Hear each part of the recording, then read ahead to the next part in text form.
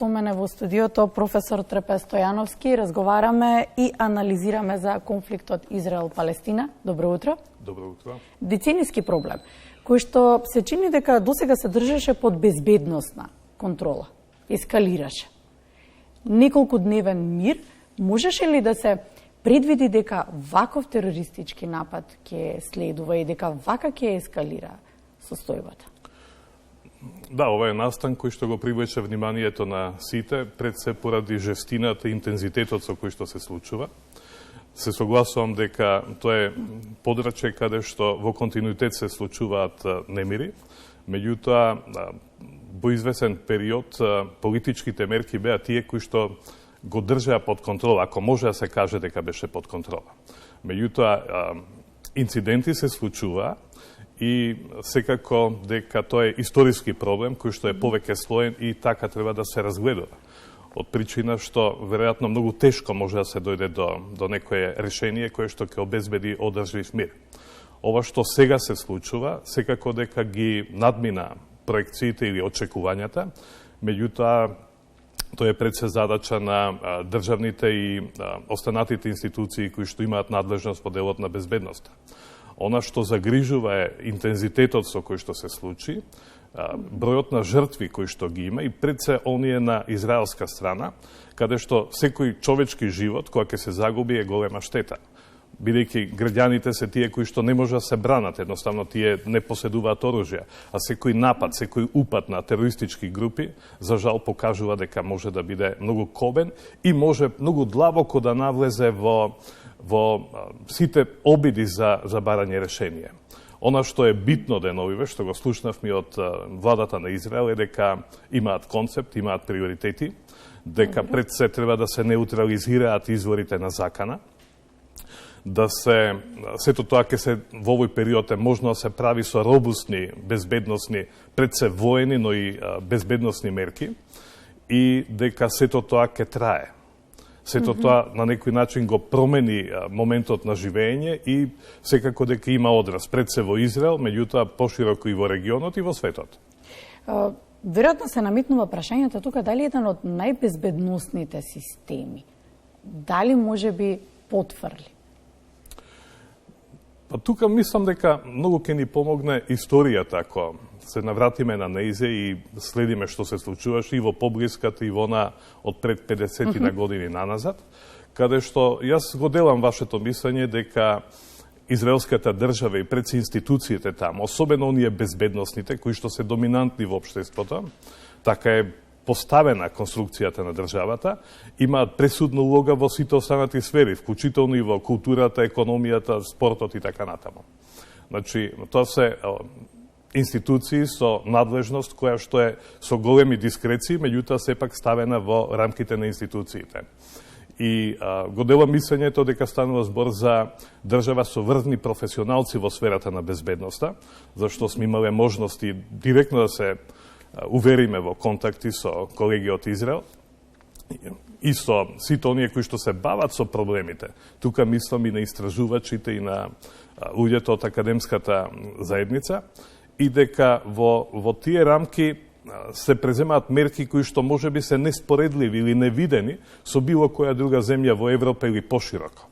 Меѓутоа, од друга страна, исто така сведоци сме дека загрозувањето на безбедноста може да се случи и на подрачје каде што овие мерки функционираат и тоа прагматично функционираат. Можеме да разговараме во некоја друга прилика за аспектот, за карактеристиките на тие механизми кои што се востановени, меѓутоа тоа е уредувањето и видовме дека тие механизми, тие мерки исто така може да бидат едноставно заобиколени од оние кои што сакаат да прават криминал.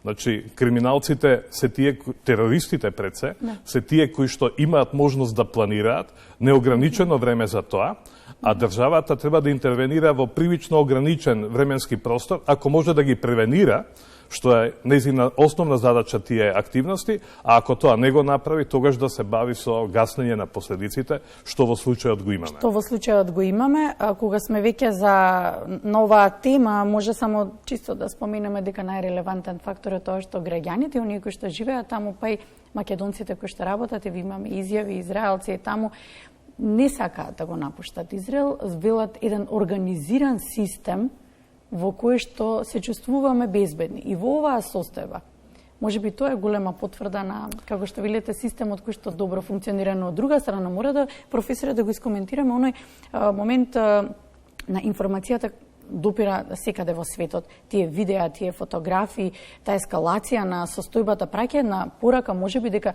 никој никаде не е безбеден.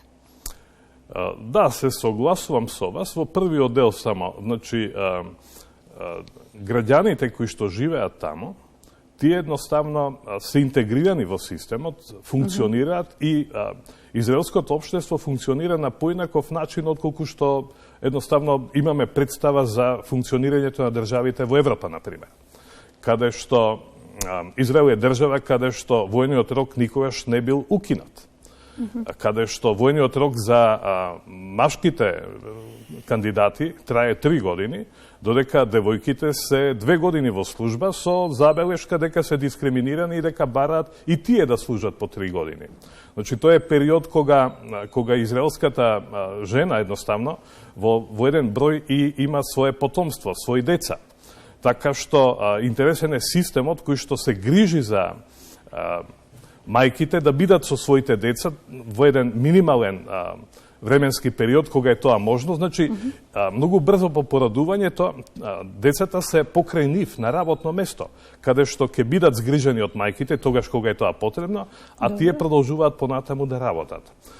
Деновиве имавме можност преку социјалните мрежи да бидеме сведоци на настани кои што се случуваат таму и каде што војската, војниците, вклучително и жените војници, се справуваат со безбедносни прашања кога имаат група на неидентификувани луѓе кои што тебе да ги легитимираат, едноставно да постапат со нив, и гледаме дека армијата во добар дел е подготвена и се справува и со некои полициски овластувања кои што во дадениот момент мора да ги практикуваат. Затоа што ако направиме една мала дигресија на случувањата на кои што јас и мојата генерација сме сведоци, например, терористичките напади кои што се случија во 1972 година во Минхен за време на Олимписките игри, каде што евреите беа нападнати од терористички групи и целиот расплет кој што се случуваше таму, кој што за жал крваво заврши, сведоци сме на дел од тие фрагменти. Ако ги споредиме денес, ќе видиме која е улогата на социјалните медиуми. Меѓутоа, она што сакам да го кажам е дека тој терористички случај од 72 година постави стандарди за постапување на специјалните полициски сили во однос на критични случаи со заложници, со киднапирани луѓе.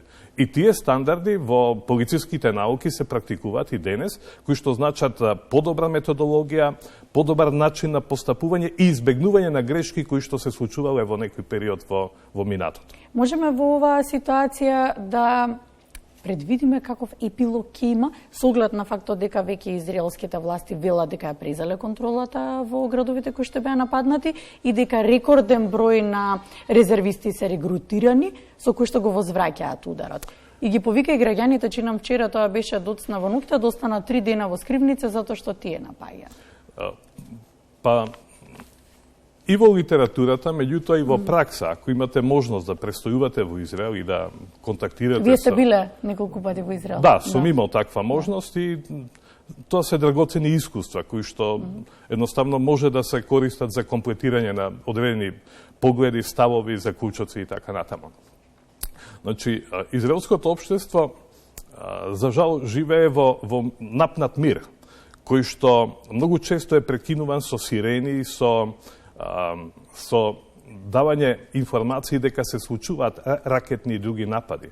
Така што населението, особено оние кои што живее во подрачјата блиску до западниот брег, кој што е најневралгичната точка во моментот, и тоа со традиција, бидејќи имаме и други територии населени со палестинци, кои што се прилично добро интегрирани и кои што традиционално живеат во услови без конфликти, едноставно функционира тој систем, иако е систем кој што ги двои народите со жица, со ограда, со препреки кои што со контролни пунктови каде што секое движење на преку тој пункт подразбира легитимирање и така натаму.